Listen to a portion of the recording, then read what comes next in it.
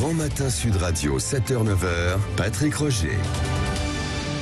Avec Éric Nolot et Guillaume Bigot qui sont avec moi en studio et vous au 0826 300 300. Il y a deux questions du jour que nous posons sur les réseaux sociaux ce matin, que je vous pose directement. Qu'est-ce que vous pensez de la déclaration de Sandrine Rousseau ? Le travail, une valeur de droite, c'est caricatural, c'est réducteur, c'est exact, c'est ridicule. Vous dites c'est ridicule assez majoritairement. Et puis l'autre question, c'est Emmanuel Macron veut une meilleure répartition des étrangers sur tous les territoires, y compris ruraux. Qu'est-ce que vous en pensez ? C'est utopique, c'est un bon projet, c'est une mauvaise idée, ou sans avis, majoritairement, c'est une mauvaise idée. C'est ce que vous dites et je vais lire quelques commentaires et puis on va en discuter aussi, en débattre avec Guillaume Bigot et Éric Nolot. En ligne avec nous au 0826 300 300. Qui est en ligne avec nous ? Oui, Laurent. bonjour. Laurent. Bonjour Laurent. Oui, bonjour. Laurent, alors qu'est-ce que vous pensez de la déclaration de Sandrine Rousseau là, le travail, une valeur de droite, caricatural, réducteur, exact ou ridicule ? Ridicule. En fait, Sandrine Rousseau, là, elle existe que par les punchlines qu'elle diffuse, qui font avancer rien du tout, qui font pas avancer la société, qui peut-être en plus dresse les uns contre les autres, parce qu'on est dans une société où celui qui va faire le plus de buzz, c'est peut-être celui qui va donner l'impression de réussir. Non, elle sert à rien. Sandrine Rousseau, sur la valeur travail, moi j'ai une petite annonce à lui faire. Moi je suis un chef d'entreprise, j'ai une TPE. Oui. Je l'invite à venir bosser une journée avec moi, puis elle va voir si la valeur travail ça sert à rien, quoi. Ouais. Alors c'est pas exactement ce qu'elle a dit, c'est pas, ça sert à rien. Elle prône une France des paresseux quand même. Et il faut pas oublier, et quand on n'aura que des paresseux en France, on fera comment ? Restez avec nous, Laurent. Éric Nolot et Guillaume Bigot. Éric, on assiste encore à l'affrontement de deux gauches inconciliables. Il y a la gauche Rousseau contre la gauche Roussel, il y a la gauche Zozo contre la gauche Coco. Ce que raconte Sandrine Rousseau, c'est une ineptie. Évidemment, c'est aussi une valeur de gauche. Ça l'a toujours été à travers l'histoire. Ce qu'a dit Philippe Martinez, alors, bien sûr, bien sûr, mais qui est de la gauche Roussel, pas de la gauche Rousseau, ça nous a rassurés. Non, mais ça a toujours été une valeur d'émancipation. Ça a toujours été même une valeur d'opposition à la bourgeoisie oisive, et notamment, je reviens sur l'émancipation, une valeur d'émancipation pour les femmes. On a réclamé que les femmes aient le droit de sortir de chez elles pour aller travailler. Écoutez, Sandrine Rousseau, c'est la gauche indigne parce que je ne sais pas quelle est la part de conviction, c'est-à-dire de délire, de conviction, et le calcul cynique qu'en effet, elle attire à chaque fois la lumière, qu'elle sort une énormité. Il y a peut-être un peu des deux, mais la gauche, avec ce genre de discours, va dans le mur. Moi j'ai un truc à ajouter, je suis complètement d'accord avec ce qui vient d'être dit, et aussi avec l'édito ce matin d'Éric Revel, là. Éric Revel, tout à fait en ligne avec ce qui a été dit ce matin, parce que moi je suis révolté, moi j'ai passé toute ma vie à bosser pour m'en sortir. Moi des propos comme ça, ça me met hors de moi, quoi. Guillaume Bigot. Je peux abonder que dans le sens de mon camarade Nolot pour une raison simple, c'est que on voit bien que ce qui a été introduit sous forme disons d'assistanat, ce qui n'est pas dans le package du Conseil national de la résistance, qui était de la solidarité sociale, et que rêve encore le MEDEF de détruire d'ailleurs, c'est ce qui est arrivé dans les années 80-90. Et là, c'est une sorte de sédation pour que ça soit supportable le fait que le travail soit parti. C'est-à-dire qu'on est désindustrialisé. C'est ça qui se passe, en fait. Et là, on a de l'assistanat, c'est-à-dire c'est le RSA, c'est la CMU, c'est l'AME, etc. C'est ça qui choque. Et Mme Rousseau, elle défend ça. Alors, elle défend deux choses, d'ailleurs. Elle défend à la fois cet assistanat qui s'adresse directement à une population qui est souvent immigrée, d'origine, Pas que, parce que par exemple, les plus de 55 ans, il y en a quasiment 1 sur 2 dans le privé qui n'a pas de boulot en fait aujourd'hui et qui a besoin du RSA, qui a du mal d'ailleurs à joindre les deux bouts, bien sûr. Dans la sédation, c'est-à-dire que comme il n'y a pas de travail, c'est le travail qui doit être un droit, et dans la gauche, le travail est un droit. Et comme il n'est plus un droit parce qu'il n'y a plus de boulot, parce qu'il y a eu des industrialisations, alors on a cette sédation de l'assistanat, etc. Mais c'est derrière le droit à la paresse. On comprend bien aussi que c'est un clin d'œil à son électorat, qui n'est pas du tout un électorat laborieux. C'était l'électorat des cadres sup qui avaient bénéficié, souvenez-vous, des 35 heures, des RTT, du loisir. Voilà, c'est à ces gens-là qu'elle s'adresse. Parce que son électorat, il est composite. Il est composé à la fois, on l'a vu, de gens dans les quartiers, voilà.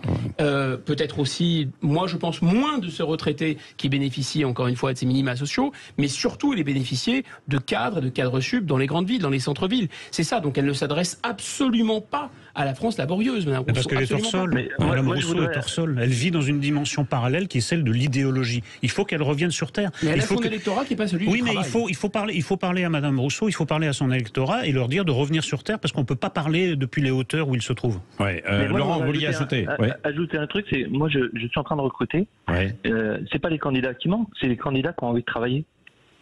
Donc moi je suis prêt à embaucher quelqu'un qui, même sans compétences, je le formerai, mais je suis prêt à embaucher quelqu'un qui a juste envie de travailler.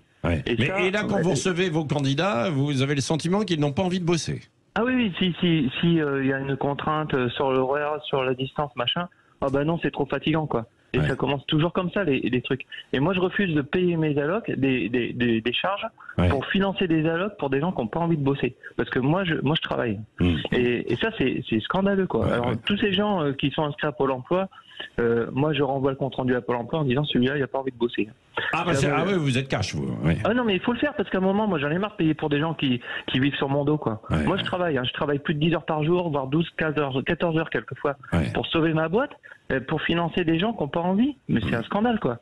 Donc, j'aimerais bien avoir son avis là-dessus, à elle. Éric Nolot, tiens, Éric, qu'est-ce que vous en pensez, ce qu'il dit? Il a raison de faire ça? C'est un peu... Moi, je comprends les réactions d'exaspération. Évidemment que ça ne va pas faire beaucoup avancer les choses. Mais enfin, à force de se heurter au mur du déni, on en vient à commettre des gestes un peu comme ça, un peu désespérés, parce que on a l'impression qu'on parle à des gens qui ne partagent pas la même réalité que la sienne. Quelqu'un qui bosse à fond, en effet, voilà. Autre question. Merci Laurent de nous avoir appelé 0826 300 300. Comme Laurent, vous voulez réagir, vous nous appelez. Vous avez la parole évidemment 0826 300 300.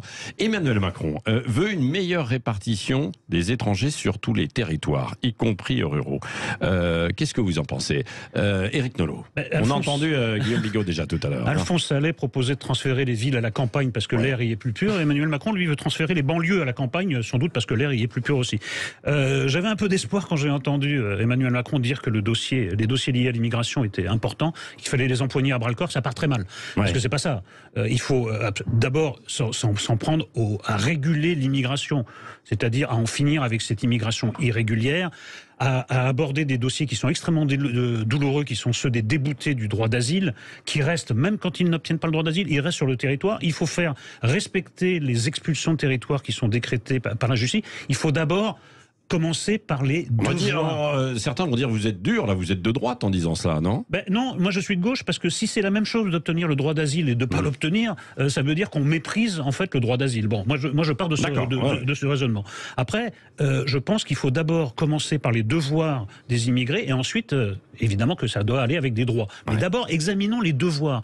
Les devoirs de se conformer aux lois, donc de ne pas rester sur le territoire s'ils ont été invités à le quitter, etc. Je pense que si on ne manie pas d'un côté la répression et puis tout ce qu'a développé à raison Emmanuel Macron, c'est-à-dire des mesures en faveur de l'intégration, on n'avancera pas et on va rester dans un discours très déconnecté de la réalité. Guillaume Bigot? C'est toujours la même histoire, c'est-à-dire qu'il y a une moralisation de cette question de l'immigration. L'immigration, c'est pas un phénomène moral. L'immigration, c'est pas bon ou mauvais en soi. L'immigration, si les conditions sont réunies dans un pays, au contraire, faire venir des gens de l'extérieur quand vous manquez de main-d'œuvre, c'est-à-dire quand vous êtes en croissance économique avec zéro chômage, que vous ne pouvez plus produire, que vous avez besoin de faire venir de la main-d'œuvre extérieure, ça peut être une bonne idée, ça peut accroître votre richesse. C'est bien pour les immigrés, c'est bien pour le pays. Ensuite, il faut qu'il y ait comme condition sine qua non, et c'est que les gens comme Macron ne comprennent absolument pas, il faut qu'il y ait beaucoup d'enfants locaux, il faut qu'il y ait une forte fécondité, c'est une condition sine qua non pour que l'immigration fonctionne. Pourquoi? Parce qu'on oublie que ce sont les enfants qui assimilent les nouveaux venus. Quand vous faites venir des immigrés, ils ne deviendront des petits Français que parce qu'il y a beaucoup de petits Français dans les classes, et donc les petits étrangers seront acclimatés à la France et deviendront Français. Là, évidemment, on voit le phénomène des ghettos, ils sont tous concentrés entre eux, et M. Macron nous explique qu'on va les répartir. Alors c'est plutôt une bonne idée, il faut éviter de les concentrer, je suis d'accord, mais d'un autre côté, pourquoi? Pour repeupler des campagnes.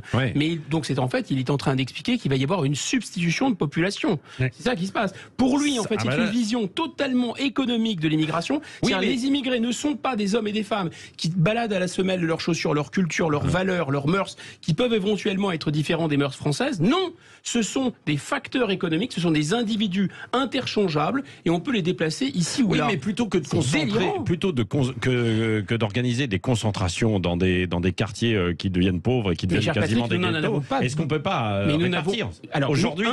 Sincèrement, je pense que nous avons besoin de quoi? Parce que c'est l'honneur de la République d'assurer effectivement le droit d'asile aux véritables combattants de la liberté, 10 ou 15 000 par an. Il me semble, quand même. Voilà. 2, nous avons besoin probablement de cadres supérieurs très spécialisés, mais ça n'a rien à voir, qui vont à la défense, des Américains, des Coréens, je ne vois pas où est le rapport. Et 3, probablement d'étudiants, et moi je dirais d'étudiants payants. J'étais dans l'enseignement supérieur. Les Chinois qui maintenant gagnent un fric fou grâce aux délocalisations, on leur offre l'enseignement gratuit dans nos universités. Mais ça va pas bien, ça se mélange là-haut, non? Moi, je me méfie beaucoup des modalités, parce que comment vous allez procéder avec l'accord des intéressés? Je parle de tous les intéressés, ceux qui vont être mis dans ces campagnes. Et ceux qui sont dans ces campagnes, est-ce qu'on va leur demander leur avis? Est-ce qu'on a besoin d'eux? Je ne sais pas, mais est-ce qu'on va demander l'avis à tous les intéressés? Ça va se passer comment? Alors sur les besoins, évidemment, je pense qu'il faut examiner les choses. C'est vrai que déjà on a commencé quand même. Regardez, dans beaucoup d'endroits, dans beaucoup de campagnes, les médecins aujourd'hui sont des médecins qui viennent de l'étranger. Dans beaucoup d'endroits, pour des métiers. Parce qu'on n'a pas suffisamment formé. Non, mais bien sûr, numerus clausus et puis et d'autres raisons aussi, parce que certains n'ont pas envie d'aller dans les campagnes, préfèrent rester aussi dans les villes. Qu'est-ce que ça signifie? Qu'est-ce que ça signifie? Ça veut dire qu'on a renoncé à régler ce genre de problème. Exactement. On va le régler par l'immigration. On va régler tous les problèmes par l'immigration. C'est-à-dire les médecins, évidemment, toutes les professions dont parlait Philippe Martinez tout à l'heure dans le médico-social. Évidemment, dans la restauration. Dans la restauration, c'est majoritaire. Souvent, pas toujours déclaré, en plus, etc. Bon, est-ce qu'on va s'attaquer à la racine des problèmes ou est-ce qu'on va mettre un pansement qui s'appelle l'immigration? Est-ce que l'immigration peut être la réponse à tout? Je trouve que c'est un peu paresseux comme réponse. Je pense qu'il a raison. L'immigration, c'est un pansement, mais c'est à connecter avec la sédation des aides sociales. En fait, vous pourriez avoir des gens dans n'importe quel travail si vous augmentez les salaires. Le problème de la formation, c'est vrai, mais d'augmenter les salaires. Mais on ne peut pas augmenter les salaires. D'abord, parce que les minima sociaux sont énormes. Plus vous faites venir des immigrants qui sont d'ailleurs très peu employés, puisqu'ils ont un taux d'emploi qui est 2 fois moins important que celui des Français, vous avez une baisse du taux d'emploi. Donc vous avez une augmentation des minima sociaux, une augmentation des charges sociales. Donc on est dans le chien qui se mord la queue. Et vous voyez, espérer résoudre des problèmes avec l'immigration, c'est exactement le même phénomène que la sédation des minima sociaux et des aides sociales. Patrice, il y a énormément de commentaires sur les réseaux sociaux. Allez-y, c'est la question du jour que nous posons. Patrice dit, l'un des problèmes, c'est surtout aussi l'assimilation. Et puis après, on verra, et ça peut se faire un peu partout. Merci Éric Nolot. Guillaume Bigot, les débats ça continue dans un instant chez Valérie Expert, ensuite Parlons Vrai chez Jean-Jacques Bourdin, évidemment de 10h30 à 12h30, avec cette question d'ailleurs au menu de 11h à midi, le travail une valeur de droite, vraiment, point d'interrogation. On va y revenir avec beaucoup d'invités, André Berkoff évidemment ce midi. Merci à toutes les équipes aussi qui m'ont accompagné cette semaine, je pense à John, à Manu, à Juliette, à Maya, à Aurore, à Laure, enfin moi je vais pas citer tout le monde, je devrais écrire la valeur travail est importante à Sud Radio. Bien sûr, la valeur travail. Allez, dans un instant, donc Valérie est Expert.